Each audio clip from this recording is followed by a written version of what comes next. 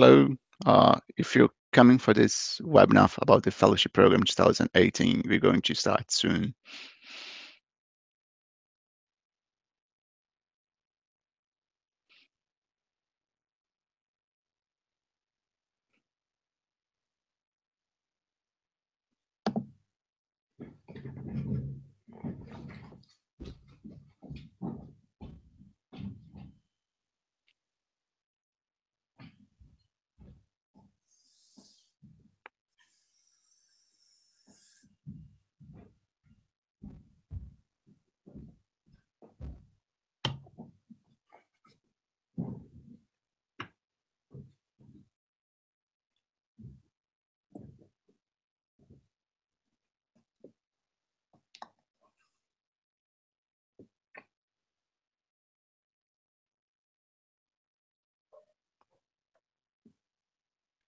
If you are watching this webinar, we're going to start soon. Just waiting for people to connect.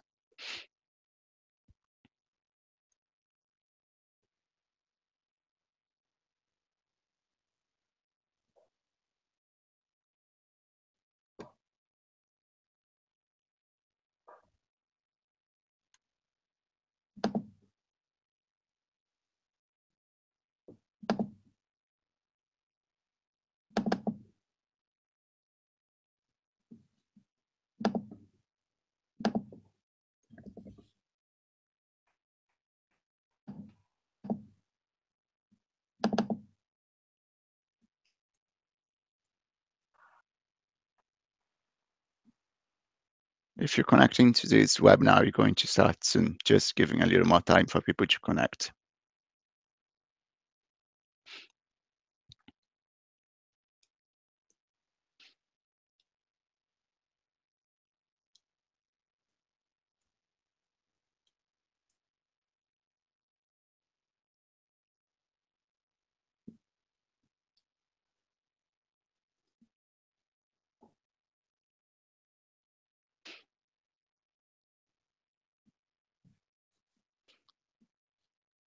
Okay, thank you everyone for coming for the Fellowship Program 2018 launch webinar. This is our opportunity for you to know about the fellowship that the Software Institute is offering. So my name is Ranieri Silva, and I will be your host today. Some practicalities about this webinar. If you are experiencing any problem, please use the chat on the YouTube video, and then you're going to try to troubleshooting you as quick as you can. If you have any questions, you can also use the live chat on YouTube. We will be recording this webinar, and it's going to be published later after the webinar on YouTube. If you want to tweet, you can mention us as @SoftwareSaved on Twitter. So what's the aims of this webinar? The first aim is to introduce the Software System Institute. The second one is to talk about the fellowship program. Later, we're going to have the opportunity to some fellows share the experience with you. And for the last, you're going to open for questions from our possible viewers. So this agenda starts with the welcome for you, and that was done. Later, I go for our introduction to the Software System Institute. Then we go to move to cover the fellowship program. Later, we have the fellows experience, and then question and answers. So what's the Software System Institute? It's a national facility for cultivating world-class research through software. We believe that better software can enable better research, and this is not limited to any type of research or field. It's as broad as you can think. So we try to provide expertise and service for researchers in all domains, and along that side, we try to provide events and policies to support the community that is trying to develop tools and better software for researchers. The Software System Institute is split in 5 teams. So the first thing we have research software developers that can provide some helps and guidance for the community. The second thing is some training, so that we try to deliver essential software skills to researchers and uh, investigators. We have also a policy team that try to collect some evidence about the community and users, for example, the research software engineerings, and provide those evidence to stakeholders. We also have a community team that try to bring people together to share the knowledge and skills and try to debate what's the next steps for researchers and softwares. And we try to outreaching as much as possible. So what is the achievements from all these five things in the past few years? So the software team, it offer more than 62 projects consulting and evaluations in the last few years. The training team provide more than 100 carpentry workshops that covers more than 2,000 learners in these years. And also we have 80 guides about different things that related with software, for example, version control and testings. The policy team is engaged with the research software engineering that now has more than 600 members. We try to collect some signatures of people that want to show their interest in have better software on their research. On the community side, now we have 96 ambassadors that we call fellows from different domains, and we host more than 20 workshops in the last few years. Our website has at least 20K unique visitors per month, and our Twitter account has 4K followers. So it's a pretty good numbers. So what we want to share about the UK research community is that in our previous survey that you collect in 2014, we had uh, answers that states that more than 92% of the researchers say that the research required the use of software, and almost 60% of the people say that their research would be impossible without the use of software, which pretty impressive numbers. So why we are as the Institute interested in fellows? So fellows is a natural way to engage with people that trying to push better software and better practice in their own research community.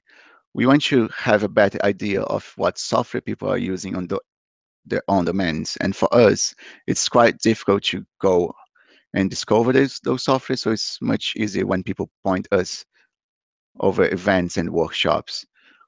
This also helps us to provide some concepts and policies in the future. It helps support more to improve software practice and to promote better and sustainable research. And people from all different career can help us.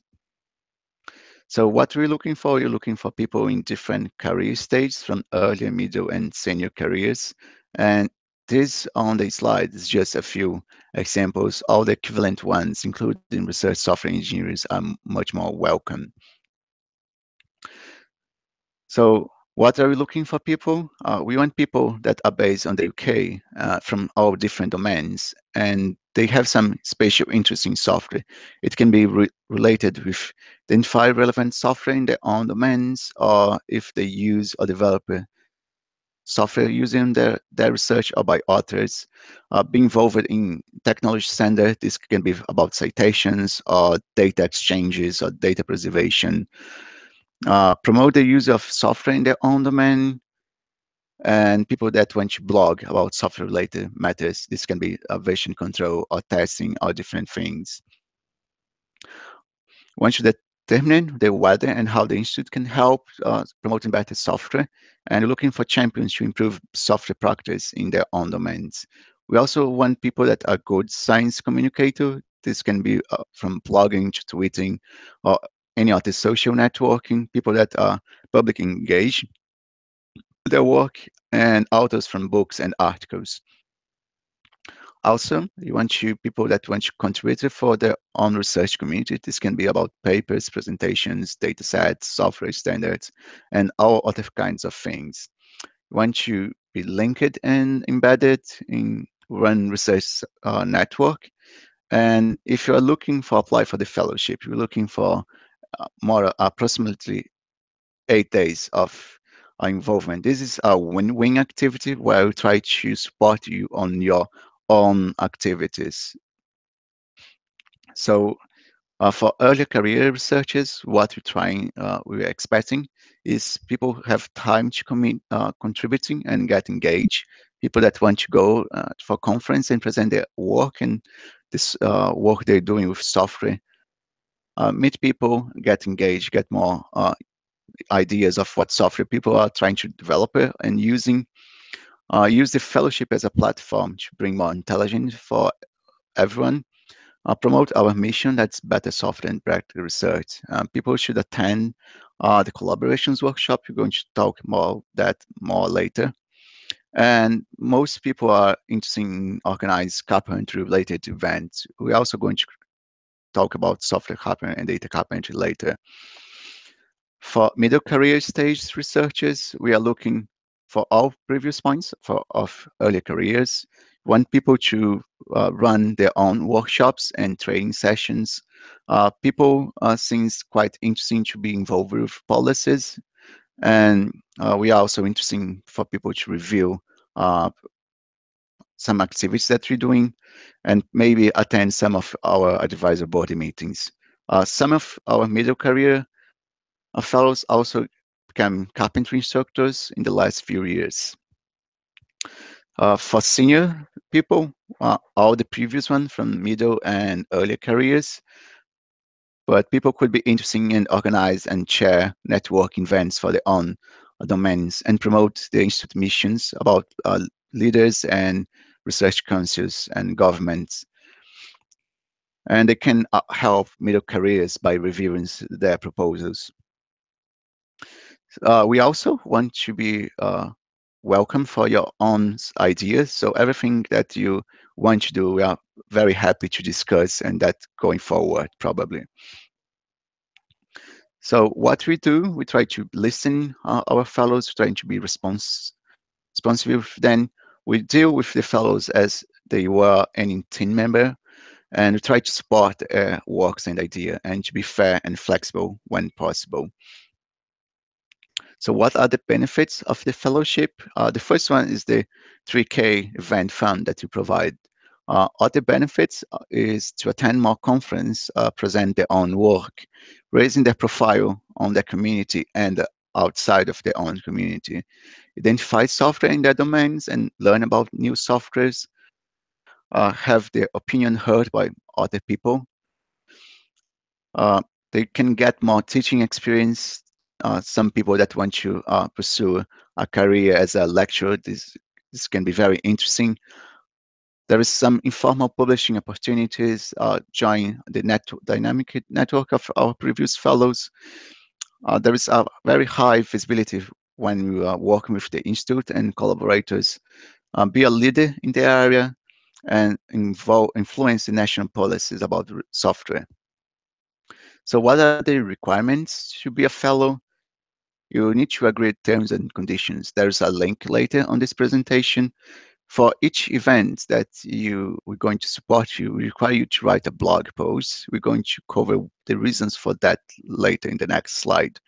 We want to attend the fellowship inaugural meeting. That is an in-person meeting, and the dates and place is still going to be defined after you select the fellow, so they can have their own input and we can make as much convenient as possible for them to attend. They need to attend collaborations workshop in 2018. More about that later. We're going to have a middle term remote review in June, July. Try to help you if you still developing plans for your activities. And March 2019, we're going to have another remote interview to wrap up the fellowship. So what's the timeline for the fellowship? The deadline for application is 9 October this year. All applicants were going to heard about us if they were shortlisted or not in 31 of October. On 8th of November, it's the online selection day. If you can't make the online selection day, please let us know as soon as possible, probably before you apply. On 24th of November, we're going to contact successful candidates making an offer for the fellowship. And on 8th of December, we're going to finally announce who is going to be the next cohort of fellows. So let's have a look on the application. So I'm going to change my screen. So let's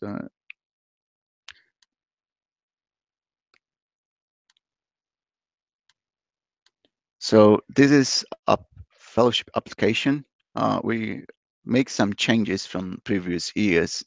So it's starting asking for your email address and later a few questions about you. So your first name, surname, gender, telephone, your home institution, departments, and so on. Later, we're going to have the important part of the application. So we're going to ask for the link for our webcast. So the idea of the screencast is for you to go over a 6 minutes slides and introduce yourself and talk about your plans for the fellowship. Uh, Before we was asking to do that during the application day, but now we decide to have video to make much more efficient. So you need to host your video somewhere on the internet and provide us with a link. If you need any guidelines of how to record your video, there's a link with some ideas. We also ask you to provide an example of your writing. This can be a blog post, an article, or a white paper, or anything else that you wrote. We're not going to read the full document. This is only to give us an idea of your writing style. If you want to provide a photo, you can. It's just going to help us know who you are when you're going to have the selection day. And after these trees, there is a few more information if you want to provide. So if you have a web page or your OrchID or Twitter, then you can try to provide us. In the previous years, reviewers had a look on your online profile, but it's only optional and there is no big impact on your application. And the last part is just for us to know where did you find about this fellowship. So I'm going to switch back to my slides.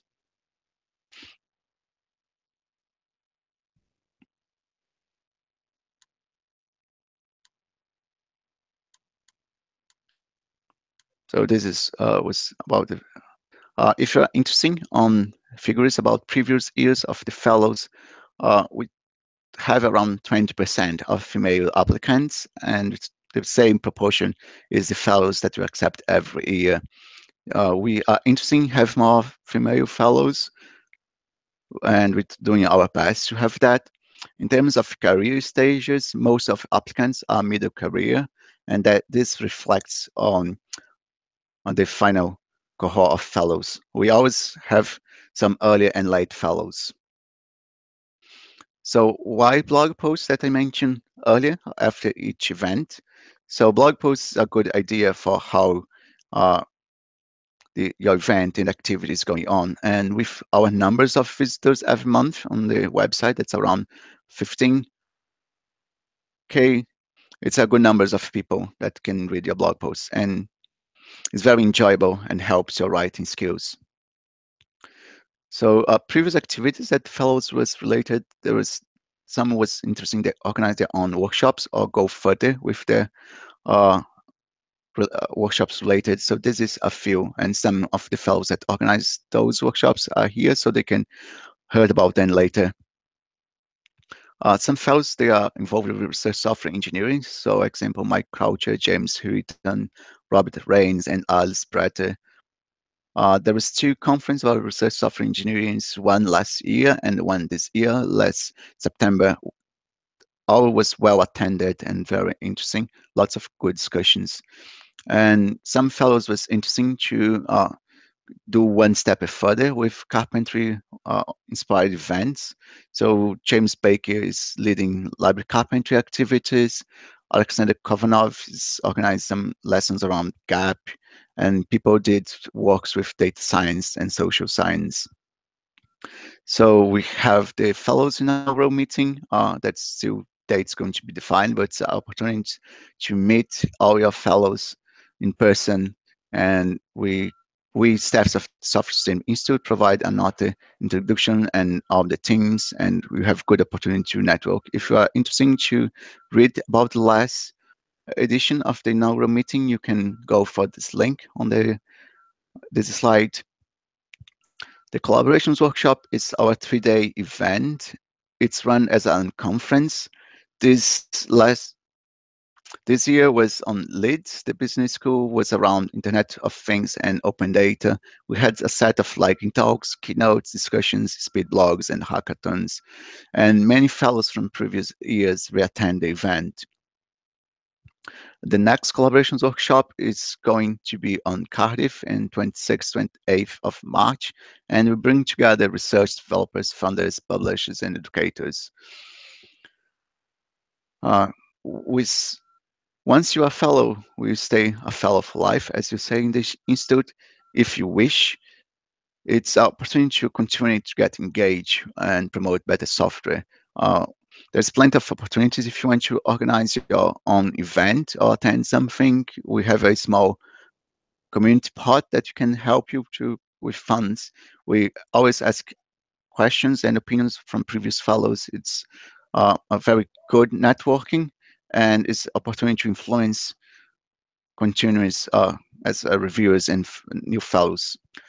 So here is a few links about the program and the application and other things that could be interesting for you. And now we're going to go for Melody. So he's going to talk about her experience. Melody, do you want to mute yourself and go? Okay. Can I switch to my slides? Oh, brilliant. Yeah. Okay.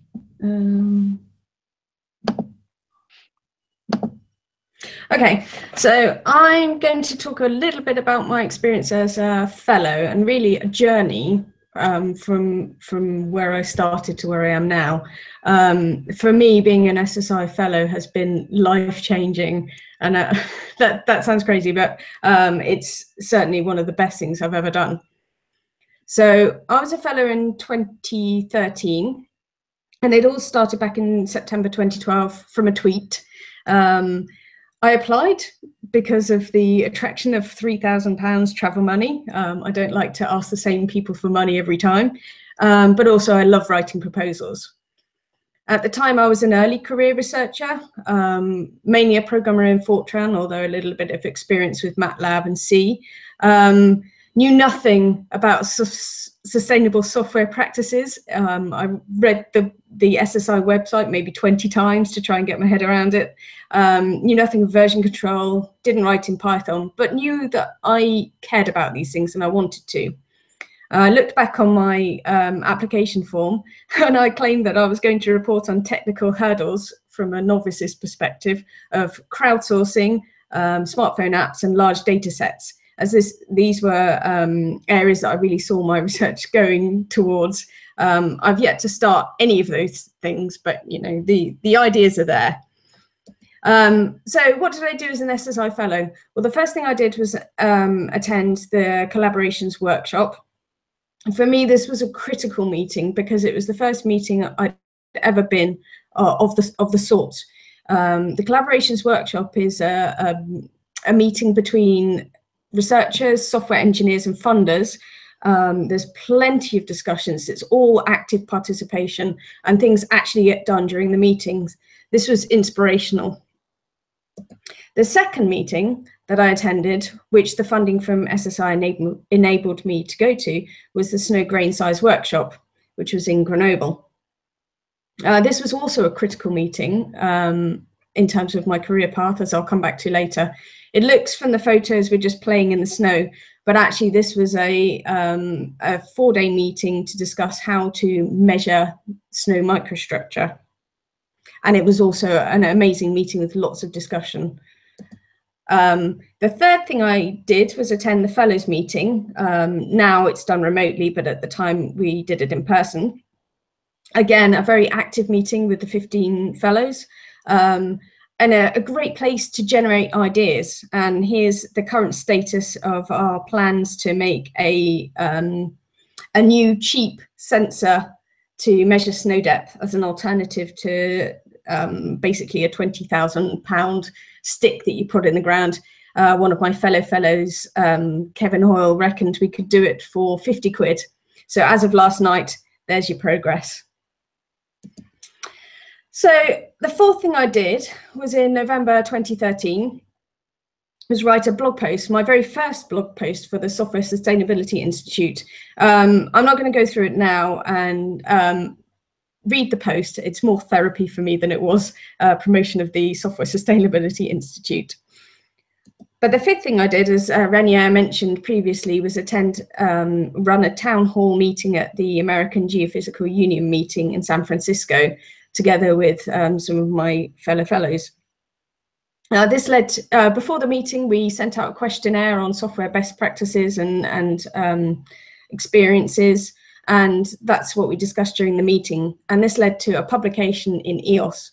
And also, the discussions we had in San Francisco led to another potential project, pair programming. Wouldn't it be great? Wouldn't it be interesting to find out what happened if you had a researcher and a software engineer programming together with one keyboard and one mouse? Still waiting to get that one off the ground, but it's an idea when the right funding opportunity comes along. So that is more or less what I did to the end of my fellowship. But what happened to me afterwards really was heavily influenced by my early experiences. So going back to the grain size meeting, the science meeting that I was able to attend thanks to the Software Sustainability Institute. Now, at that meeting, somehow I managed to volunteer myself to run the follow-on meeting, which was not on how to measure snow microstructure, but how to use it in snow microwave scattering models. So 8 months after my fellowship, we held the first microsnow meeting in Reading, at Reading University. Here on the photo on the left, we've got some of the participants. We had around 50 people from 11 different countries, I think, 3 different continents, so very much an international meeting, and very critical. There was a Microsnow 2 meeting that followed that in July 2015 in the States.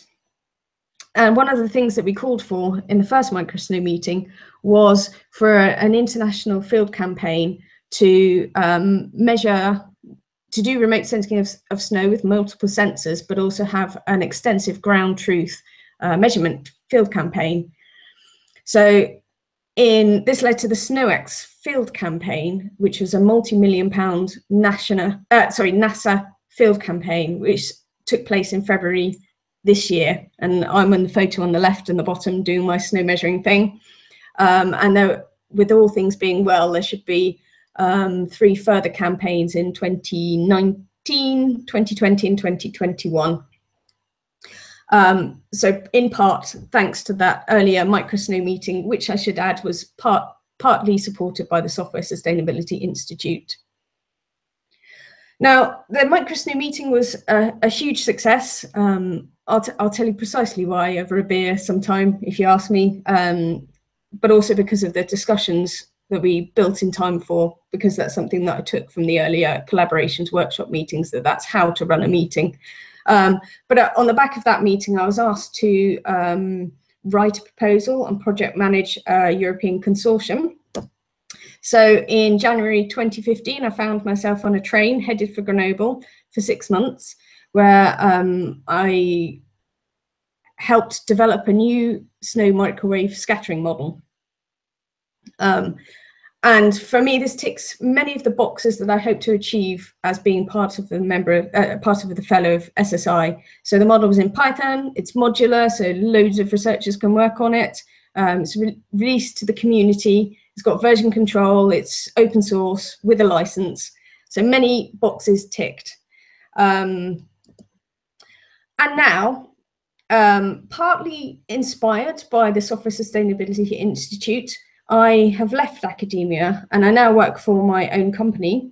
What I'm trying to do is set up a research institute with many of the principles of the SSI. And we do scientific research in collaboration with other universities and institutes.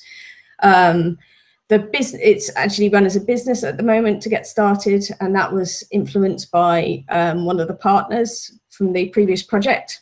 So again, a timeline of how the initial Software Sustainability Institute had a part. So I currently collaborate with a couple of fellows. I've been talking to Robin Wilson about optical remote sensing, but I also work with Leanne Wake, who's introduced me to parallel programming, which is another big tick. And we had a paper published this year in the cryosphere together.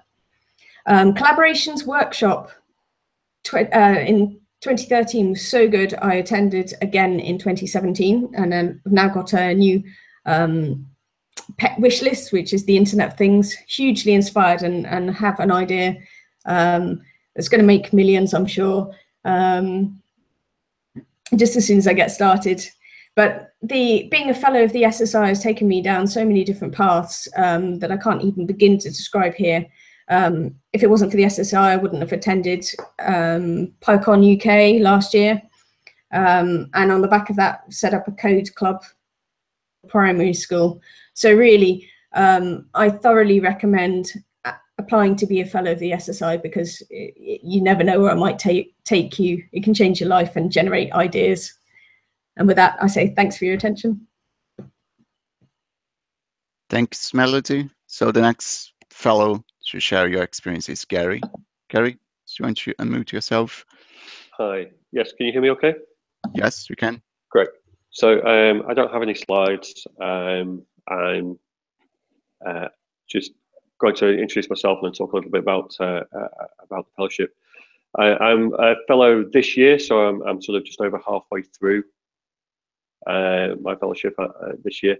In terms of why I applied, where I came from, I've been working in software development for a very long time, and in research software development for probably about 7 or 8 years here at the University of Manchester, but also moved over to the NHS, and I work as a Chief Technology Officer, kind of bridging the gap between that sort of operational use of data and software and the research side of things.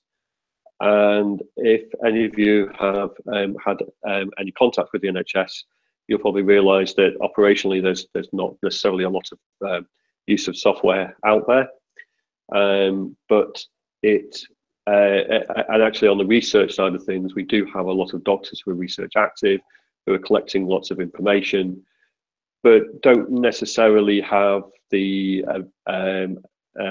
opportunity to get training in how to use software or how to write software or how to use the data.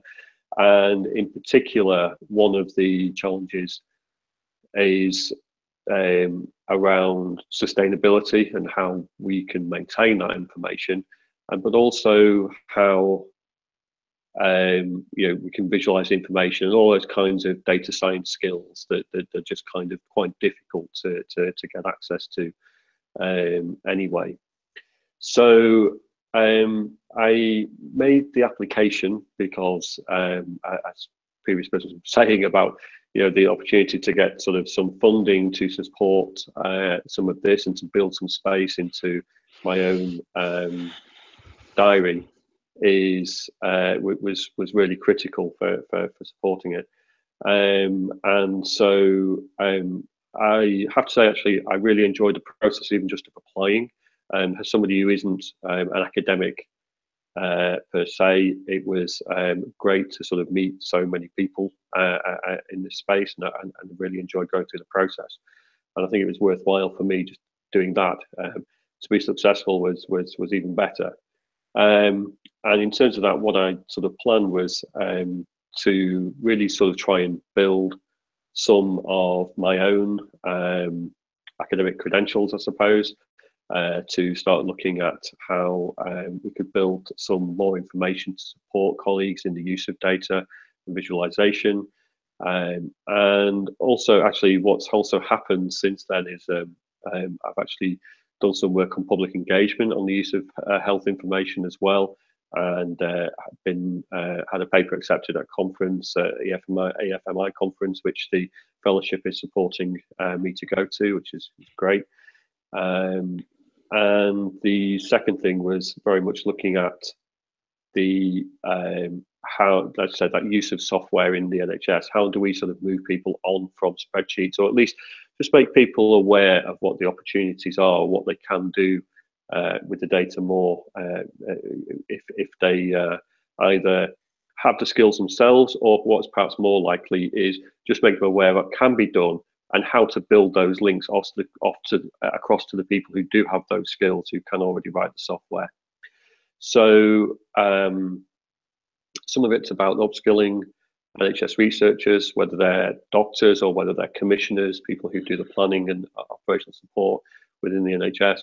I recently did the carpentry training course, which and I hope to start running some carpentry courses based on the doctors course later this year and early next year, and sort of build very much on the experience that I've had.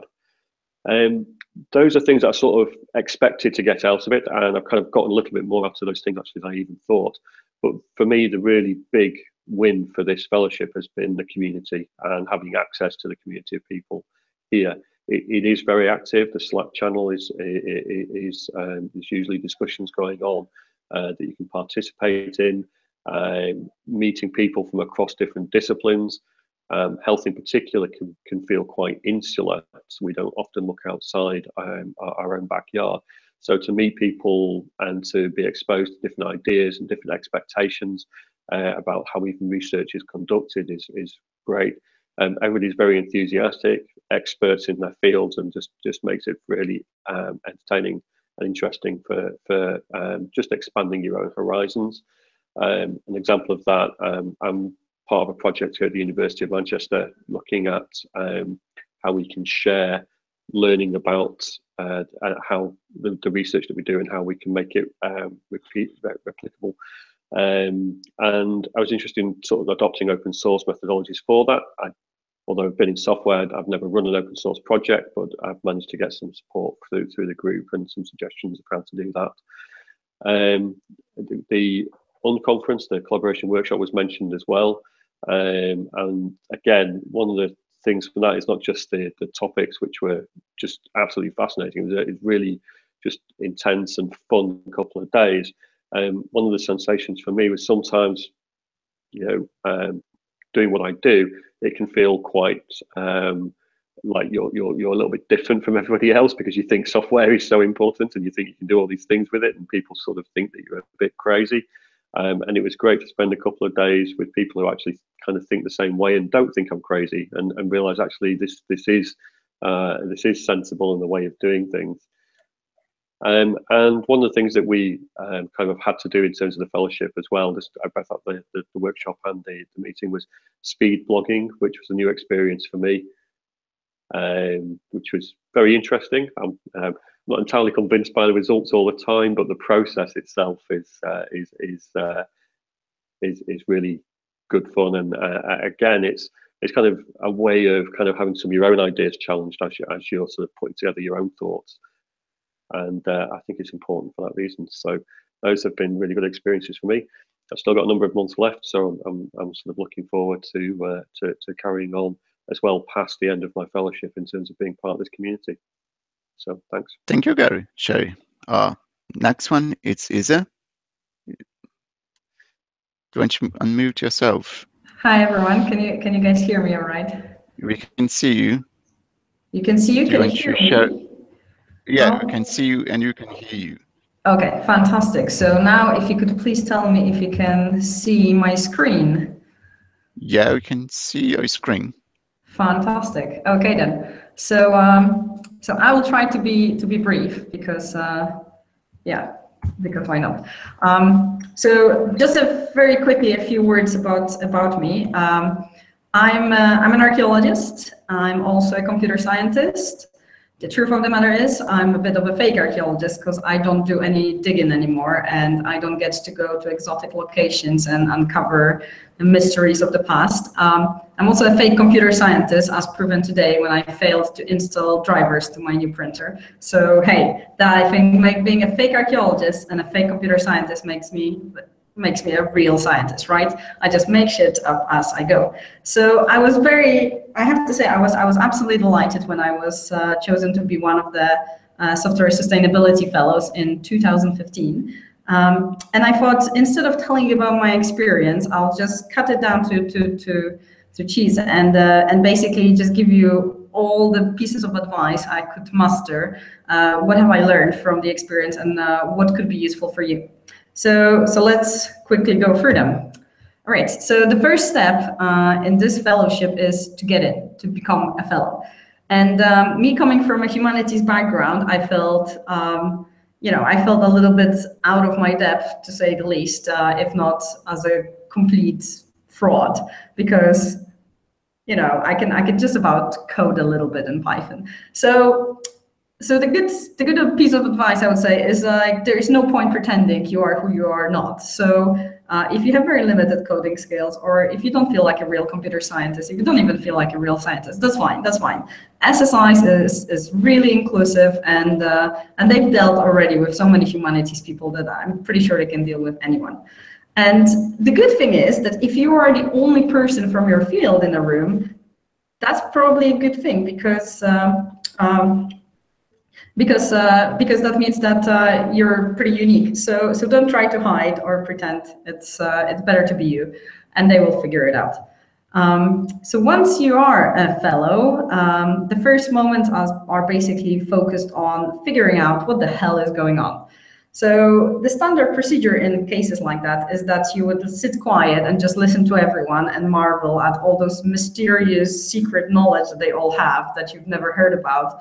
And then it turns out that everyone is actually doing the same, because everyone has some kind of knowledge and some kind of skills that other people don't.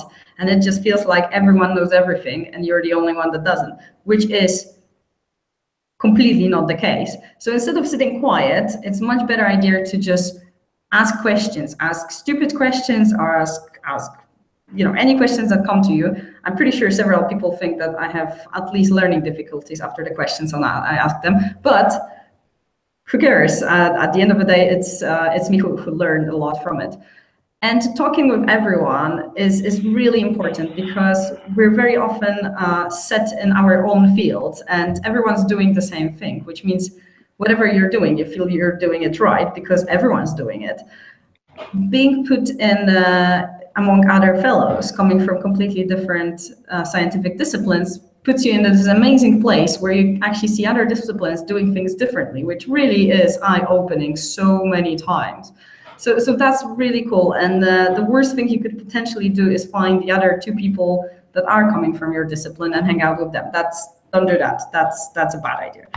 And finally, the really cool thing you can do is, well, if you want to, I did it. I basically pretended to all the people in my field that I'm pretty much a member of the nerds equivalent of the Royal Society. So they all think that I'm super smart and I know everything about software, which is great, right? It looks great on your CV. So once you kind of start getting on with stuff, the main thing I think about the fellowship is that you can learn from other people, and it's a very pleasant way of learning because it's mostly done in the most entertaining of all fashions. That means procrastinating at work. So following everyone on Twitter is the best way, because you actually tap into communities you didn't even know exist. Going to all the events, it's so much fun. And yeah, like the investment of time is really worth it. You get so much out of your time and the effort you put into going somewhere that you normally don't get from pretty much any other conference or event. And just say yes to everything and don't worry about it later. And finally, maybe if you're a hardcore coder, you don't need that, but do make people explain stuff to you. Several people had to explain GitHub to me and other things, and I really did appreciate it, and it really did help me, finding my ways. So that's really worth doing it, and that's really worth tapping into this amazing pool of people and their knowledge that you all of a sudden have at your disposal. Then once you've learned everything and you're super smart and you're a part of this super secret society that is awesome, well, it's a good idea to share it back to your field. So tweet like crazy and blog like there's no tomorrow, because those are the best channels at the moment. I mean, you could write a paper, but let's be honest, nobody reads papers. We just search through them at this point.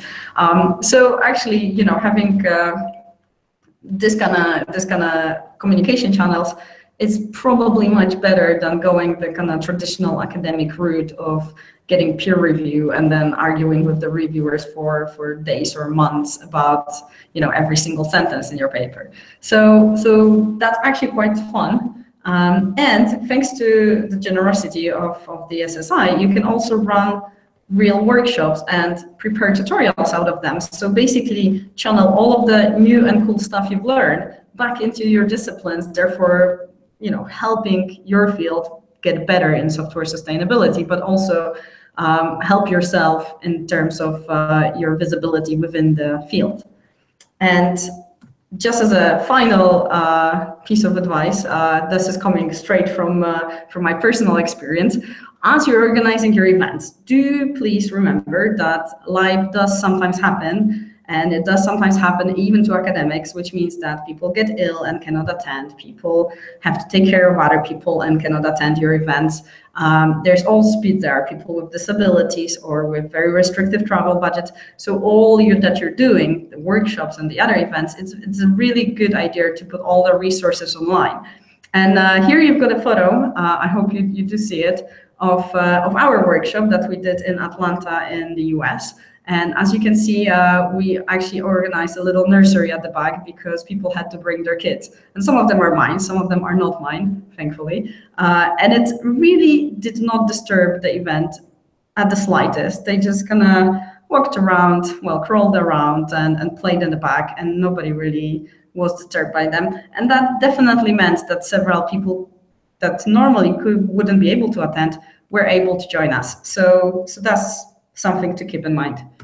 And on that cheerful note, I will end. Thank you. Thank you, Isa. So our next speaker is Nicolette. Nicolette, do you want to unmute yourself? Hello, everyone.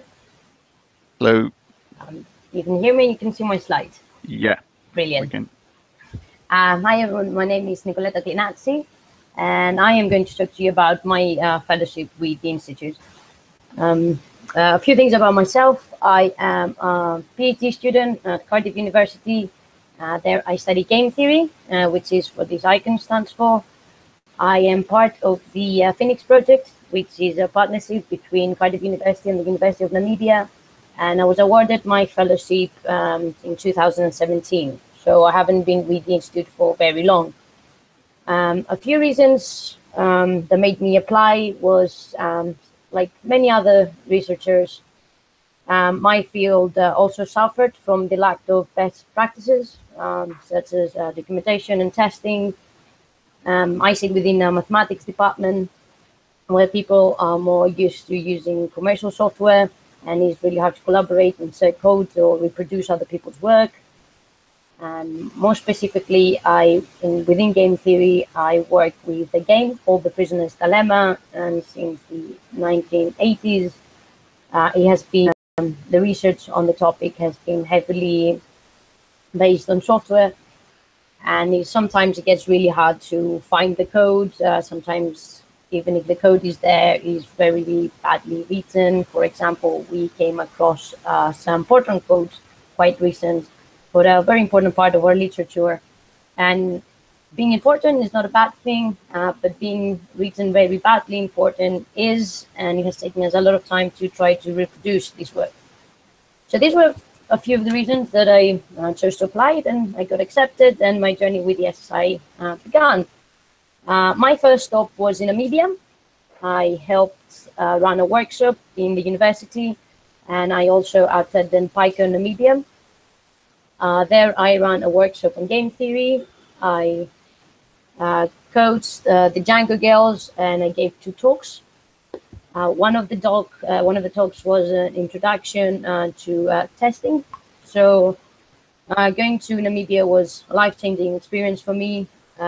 It's not so much that I gained knowledge on software, but I gained a lot of knowledge on building communities from scratch. My second stop was the collaboration workshop 2017. Like Raniera said, being a fellow, one of the commitments is that you have to attend collaboration workshop, but it didn't feel like commitment at all. The topics were very, very interesting. We got sprints. There were amazing rewards such as Raspberry Pis. We were put into small groups, and we could choose the topic we wanted to discuss. And we had some speed blogging, like Gary said before me. And finally, everybody got to talk about the work, and was given the opportunity to talk about the work through lightning talks. My third stop was EuroSci-Fi. We specifically how you can do scientific research using Python. I attended to, and I presented the poster, and I gave a talk on my work there. It was really nice to see how European communities also suffer from the same problems like we do, such as people no focus, no reproducible software.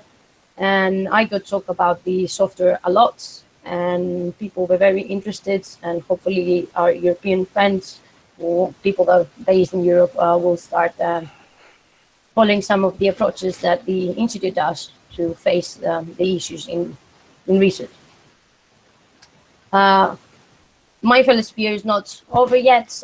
There are many things that I'm still looking forward to, such as PyCon UK 2017.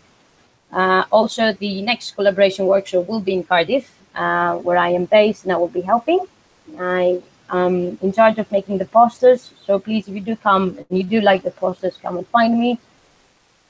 Some of the things that I'm really looking forward to also is attending more game theories conferences, and more specifically mathematics and biology. And that will be the next people that I'm trying to target and show how software can really help and make a difference in our research. To finish off, I would like to talk about one of the most important things that made me apply, which is the community. I attended some workshops before applying to become a fellow that the SSI put together. And I was amazed of how welcoming, how, like Gary said before me, how active everyone is. People, ever since I was a fellow, really helped me make a sound for my work. People got to share their stories with me, their ideas with me, and because I'm at an early stage, I got advantage of taking other people's wisdom and perspective that have been in academia more years than I have. And finally, you do get to make a lot of friends, and really good friends. And so I spoke about the advantages of being a fellow, but that is because I haven't really come across any downfalls yet. The commitments do not really feel like commitments, and please do look forward workshop, collaboration workshop 2018, because it is a great event. And that is all from my end. Thank you, Nicolette. So our last fellow to present their ideas is David. David, do you want to unmute yourself? Hello, everyone. Thanks, René. Do you hear me? Good, cool. Yes. So I'm David. Right now I'm working as a research software developer at UCL, but before that I was a solar physicist at a UCL as well. And during that time I was trying to, in the previous postdoc I was doing, I had a few projects that were connecting a lot of people to download different data from different places. And I had a frustration that those tools were not helping to connect the people. They were only helping to connect people with the data. So I tried to apply for a conference through a scientific funding with different SSI to discuss different opportunities to have better tools to connect the people. So in that process, I started to look into different tools from Google Drive, GitHub, etc. And then I applied for this conference and to organize that conference. And the result was that they were not too scientific. A few weeks later, after that, I found out about the collaborative workshop. That was 2015. I participated there, and in one of the sessions that we break down in the collaborative workshop, it turned out that we were talking about collaborative tools. And in that place, I found out that I knew a lot more probably of what I needed to know. And I was helping a lot of people there and discussing about different tools. So there I learned about the Software Institute Fellowship, and I applied for that. But before I applied for that, I had compiled a blog post with a lot of tools, all the tools that I've been finding out that will help research in a collaborative world in internet. And it turned out that I wrote that blog post, I applied for the fellowship, I got the fellowship, and also I got the job where I am in. So when I was having the interview at my job, a question came up about something about collaborative tools. I'm like, oh, I have a blog post about that. So I find it like that having a blog, it was, at times I feel like it was a lonely place where no one will read me, but it turned out that that helped me in two sides, for my work and for my fellowship.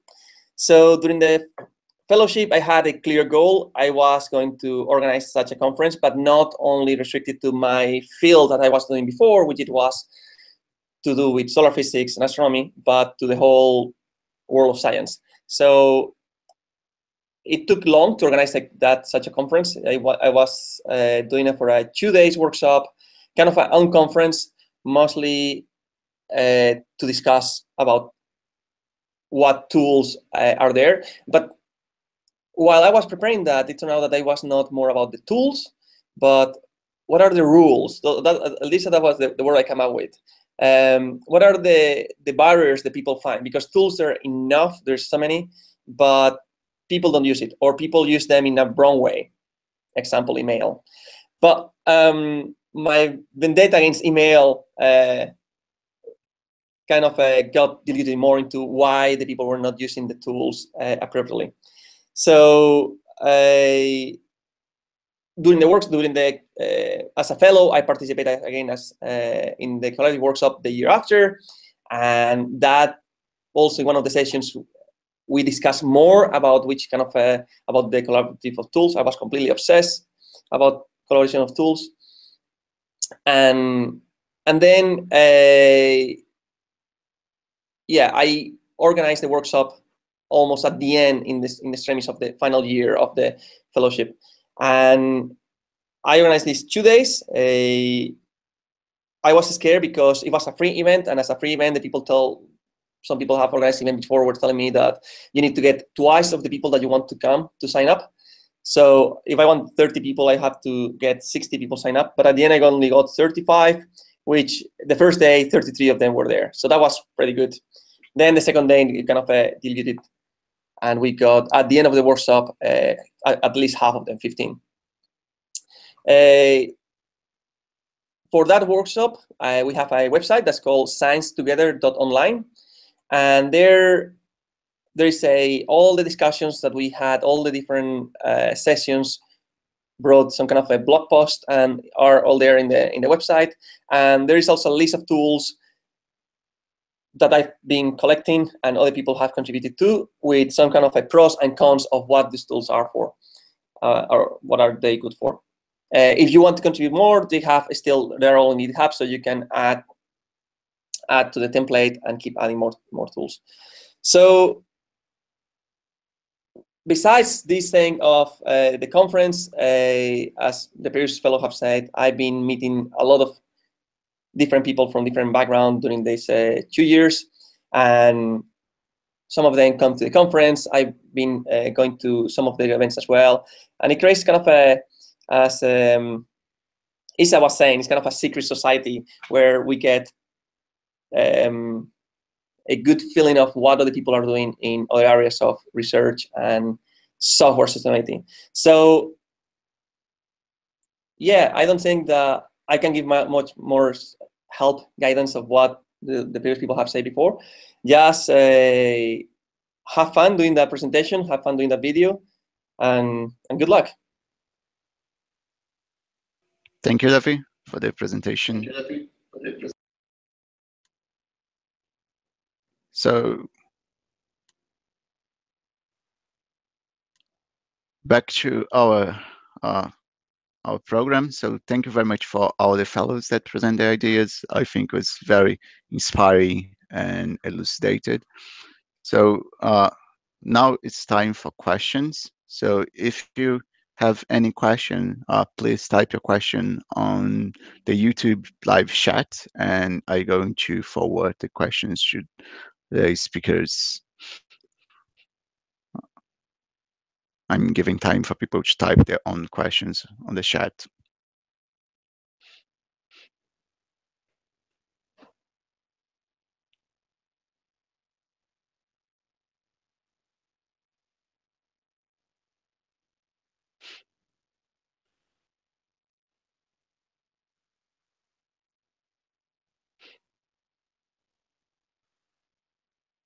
So question from Yo Wed Yudi. Sorry if I pronounce your name wrong. What's the ratio of applications versus accepted fellows? So I would say that's around 1/3 to 1/4 of the people that apply, they receive a fellowship. So every year we have around 15 fellows. I hope that I had answered your question.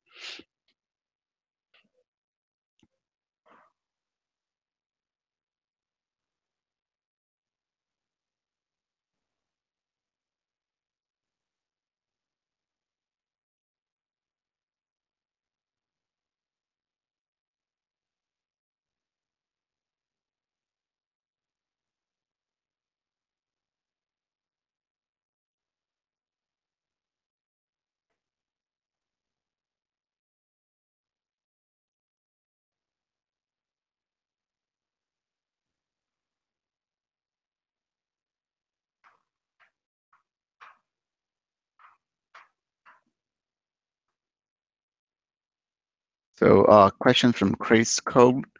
How does the funding question helps with the application process? Shreib, do you want to answer that one? Hi, can you hear me? Yes, we can, Shreib.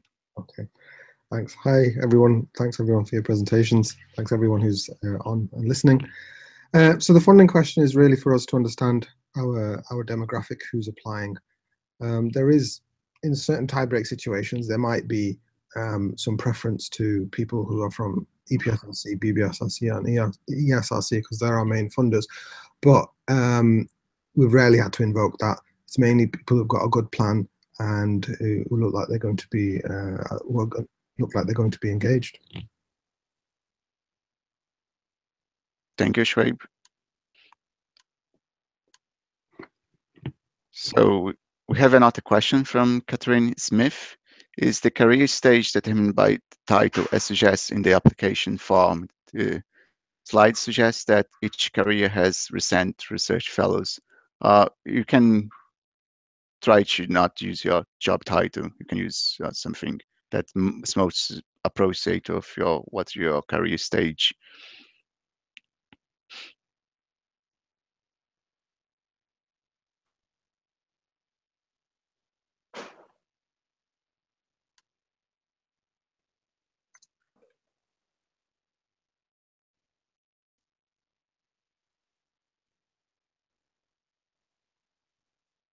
We still have time for questions. If you have questions, please type on the live chat.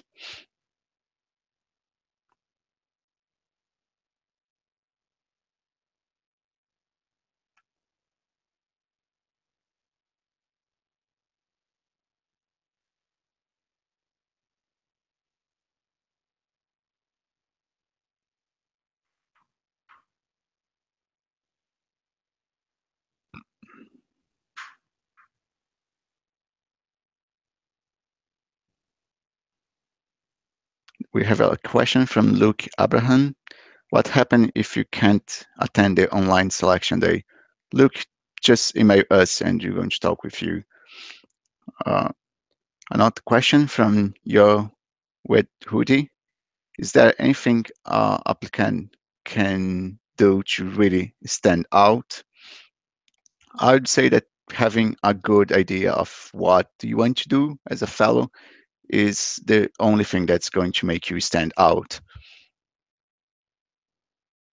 Another question from Chris Cole. How is the funding provided? I think that I missed that a little bit. So the funders provide us reimbursement. So we tell us what you want to do. You open a request, and we're going to review your request and approve. And then after you run the event, then if you when you send us a blog post, then we're starting the reimbursement process. There is an option for advance funding, but it's just going to be decided a case-by-case scenario. I hope that I had answered your question, Chris. Another question from Adam Jackson.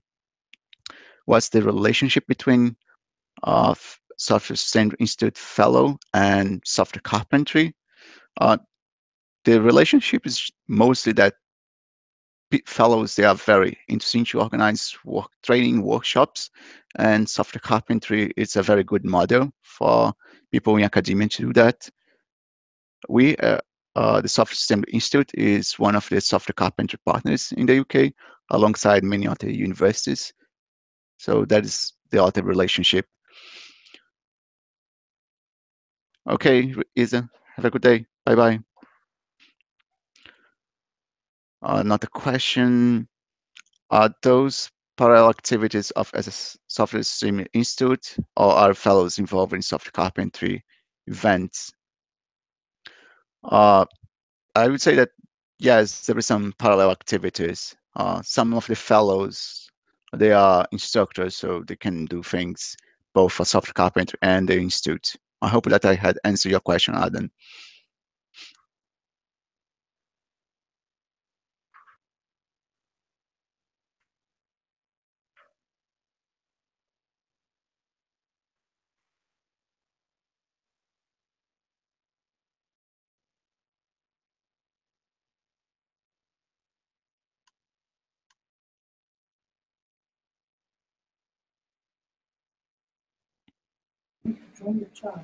Raniere, Yes. I have a question from another channel. What was the negatives about the fellowship? Sorry, can you repeat your question, David? The question was, what was the negatives of having a fellowship? Whether the people encountered some problems, or what was bad for the people on having a fellowship?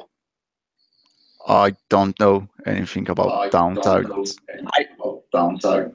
Okay, I can answer from my side. Negatives, I didn't have any, except that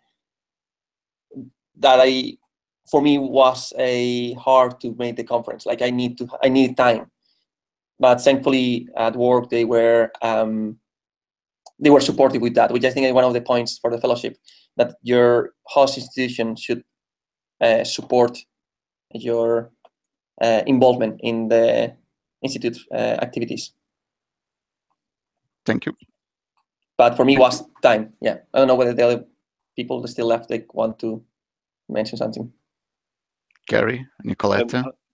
Hi, yeah, it's the same thing really. It's just on the one hand, it creates that obligation to make the time, which is great because you want to make the most of the opportunity, but at the same time, if it can be hard to do, and that's the main thing. You do have that commitment, and you do have to take it seriously, and sometimes that means kind of having to step back from things that are kind of important to your normal day job, and just kind of say, no, this right at this point in time, that's more important, and that can be difficult for other people to understand as well.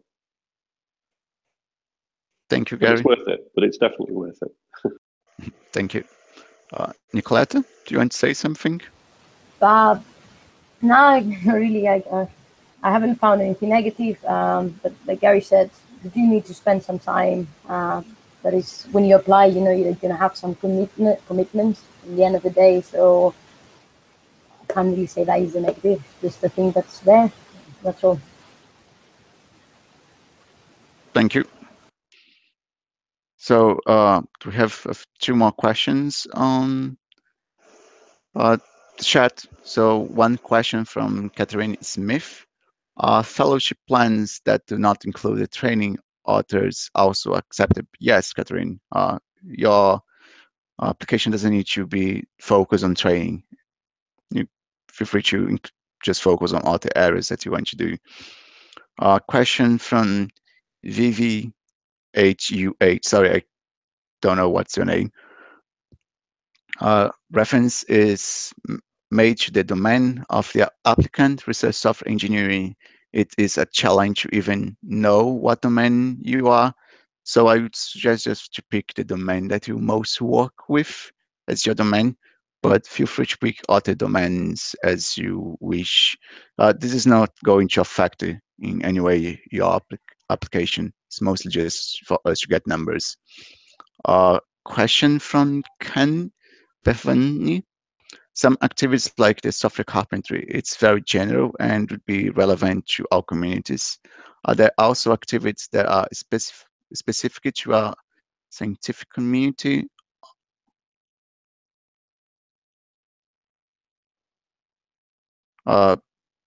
Yes, you can include activity that's very specific to your own community or not one. Can maybe I didn't understand correctly your question, so if I didn't, please just rewrite and with better different words your question. Can I comment on this? Yes, Schwab, go ahead. In terms of software carpentry, it is very general. If I've got the right understanding, it is very general. But there are people, fellows, who've taken software carpentry as a model and applied it to their domains, like Hanyuri mentioned, library carpentry. There's also data science for doctors. There's also GIS and social science-based software carpentry. So they've taken the model of software carpentry and said, well, I know my domain.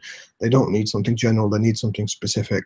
And they've tailored it for something specific. So these are also fantastic, and there seems to be a need for both. Thank you, Shoaib.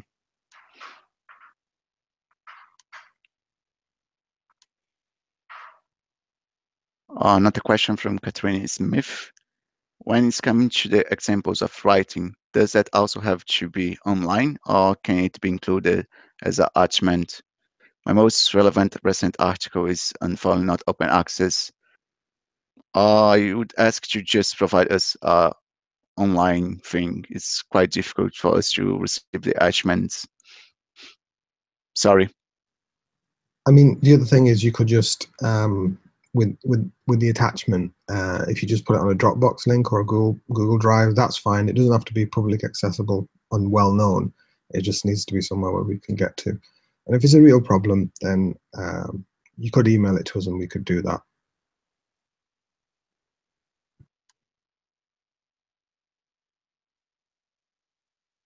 Any last questions?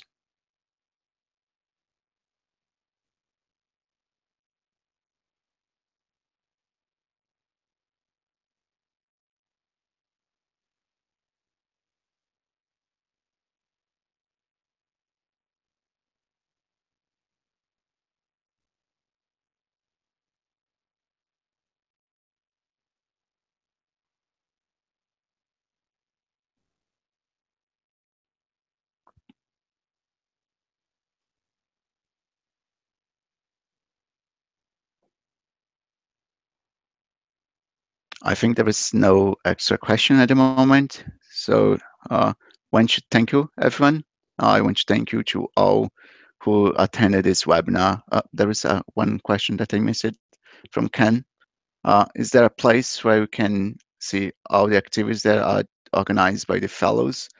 Most of the activities is reported as a blog post, Ken. So you can just go to the website and look on the blog posts. So back into the agenda. Thank you, everyone who attend. Thank you especially for the fellows that share their experience. And thanks for all the things with some of the slides and pictures. The material is going to be available on the website very soon.